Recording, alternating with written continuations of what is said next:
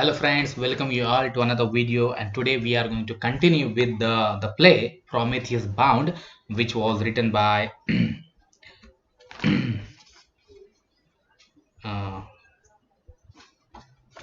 Aeschylus. Hello friends, welcome you all to another video, and today we are going to continue with paper number 9, and we have started our third play, that is the third unit, that is the play, and that is the Prometheus Bound, which was written by Aeschylus. And in last lecture we have completed the summary of line number 1 to 127, and now today we are going to start with the line number 128 to 284. So let's get started. In the beginning of the play, that in the beginning of the scene, that in a Greek tragedy actually the scenes are divided by the entrance of other character. Okay, there are only two characters on the stage. Okay, and so one character comes, then the new scene starts. So likewise the chorus enters now, and therefore it is a new scene. The Oceanites, who are the chorus and who are the daughters of Oceanus, who is the Samudradev or the god of sea, and whose daughters are Oceanites. They are actually the chorus, and they enter on a winged chariots. So there a chariots comes. Okay, then rath yete udnari, and they came there. They tell Prometheus that they hurried upon hearing the striking of metal. Prometheus points out his predicament, and the Oceanites say that his suffering brings tears to their eyes. They say that Olympus has new rulers, and Zeus followed only his own laws. Prometheus complains that he would prefer to have been cast into Tartarus rather than left out on display, where any of the gods can see and laugh at him. The Oceanites reply that no one could be so hard-hearted as to laugh at Prometheus' suffering except Zeus himself. Prometheus reveals that one day Zeus will find his own power in danger and will come to Prometheus for help and release him. The chorus is shocked and frightened by Prometheus' harsh language and chides him for being too bold. He replies that it does not matter. In the end, Zeus will enter into friendship with him. The Oceanites ask Prometheus to tell them why Zeus is angry with him. Prometheus replies by recounting the story of Zeus' battle with the Titans. Prometheus had tried to convince the Titans to use Gel instead of force, but they didn't listen to him or his mother's prophecy that Guile would win out. Seeing no other choice, Prometheus and his mother joined Zeus and helped him defeat the Titans. Zeus punishes him because, as all true tyrant, he does not trust his friends. Zeus planned to wipe out humanity, and Prometheus was the only one who stood in his way. He pitied humanity more than he pitied himself. The chorus continues to express their sympathy and then ask Prometheus whether he did anything else. Prometheus replied that he gave mortal hope and deprived them of the ability to see their own destruction. Finally, he mentioned that he gave them fire. At this, chorus replied that what he did was wrong and he should look for a way out. Prometheus responds that for someone safe from trouble, it is easy to give advice to someone who is in it. He states that he knowingly brought his suffering on himself and asked the chorus to come down to earth so he can tell them his story. The Oceanite agrees to come there. And here, the summary of line number 128 to 284 ends. And in today's lecture also, we are going to also complete the summary from line number 285 to 560. And the last lecture, means the tomorrow's lecture, we are going to finish this play from the line number 561 to 966 to line number 907 to 1093. And again, in next lecture I am also going to cover themes of this play and symbols of this play. So within two lecture, today's lecture and the next lecture, we are going to finish the play, and in this way we are going to complete the syllabus of paper number 9. Already paper number 5 syllabus is already 90% completed.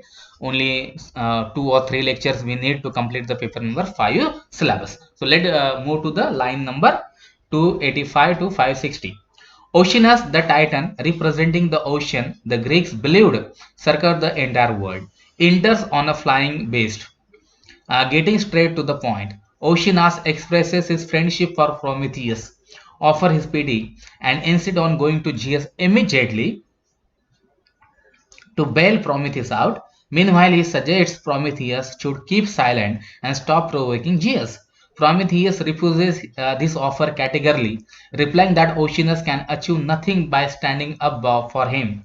When Oceanus persists, Prometheus says that he would rather not have anyone suffer at the hands of Zeus on his behalf, since it already pains him that his brothers suffer Zeus' wrath.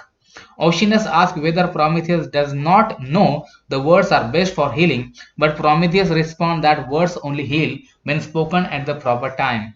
If Oceanus interferes, he will only bring Zeus' wrath down on them both. With this, Oceanus departs. The chorus again repeats that they shed tears for Prometheus and that the entire world that was old before Zeus mourned for suffering of Prometheus and his Titan brothers at the hands of the new tyrant. They say that they have seen only one other Titan bound and tortured in this way, Atlas, who holds the worlds. Prometheus replies by summarizing all he has done for humanity. He taught human beings how to use members and language so they could remember what they have learned. He showed the paths of the stars and taught the use of ships. He also first harnessed animals so that they could do the work for human beings. Prometheus also introduced medicine and prophecy and divination through dreams, birds, sacrifice, and fire. Finally, he showed how to draw metal from the earth. Prometheus insists that he is responsible for all the arts of humanity. The chorus suggests that Prometheus helped humanity too much without thinking of himself. But he replies that his suffering is necessary and he must bow to necessary like everyone else, including Zeus. Here, Prometheus comes close to revealing his secret prophecy, but then explains that he cannot reveal it to the chorus because it will free him in the end only if he keeps it secret. The chorus affirmed their commitment to following the laws of Zeus and sang that Prometheus should not have helped creatures who cannot help him back. Finally, they contrast the mournful song they sing for him now with the song they sing from before the celebrate his marriage to their sister Hercules. So here also the summary of line number 285 to 568. But again, I think that why not within the 2 minutes, I should also wrap up the summary of line number 561 to 906. So let's get started. So Io enters wearing the horns of a cow. She asks where is she, complains about the ghost of Argos pursuing her and the Gadifax stinging her, and asks why Zeus tortured her in this way. Prometheus addresses her by name and shows knowledge of her wanderings. Io asks Prometheus to reveal who he is and why he is being punished, and once he has done so, she asks him to tell her of the rest of her wanderings. The chorus interrupts, asking that she first tell them how her wandering began. Io recounts how in dreams she kept hearing a voice telling her to go give her virginity to Zeus. An oracle warned her father Inchasus to throw her out or face Zeus' wrath, and he did as he was ordered. Io was immediately transformed in body and mind into a cow, and Gradify and the shepherd's Agro, who was soon killed, followed her. She has been wandering ever since. The chorus expresses their horror at this story.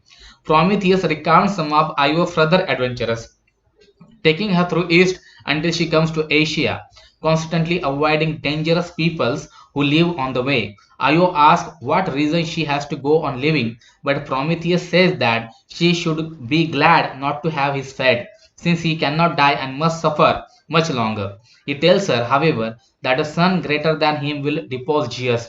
Ask if Zeus can avoid this. Prometheus answers that this may happen only if a descendant of Io frees him.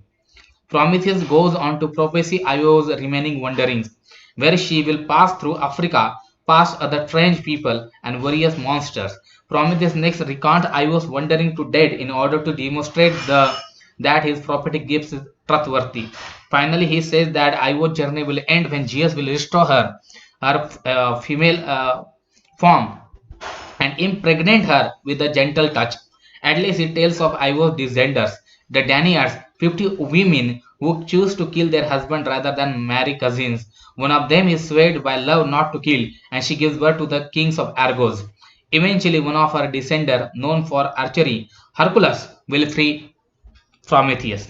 Io runs off, again struck by madness and stung by the Gadify. The Oceanid laments her fate, saying that nothing good can come of marriages between those of unequal rank. They express their hope that none of the Olympians even take an interest in them, since they can't imagine a way of escaping Zeus. So, guys, here we have stopped here, and in tomorrow's lecture, we are going to look at the line number 907 to 1093, and again themes and symbols of this play, and we'll finish the paper number 9 syllabus. And best of luck for your coming examination, and do study. So thank you for watching. See you in the next video.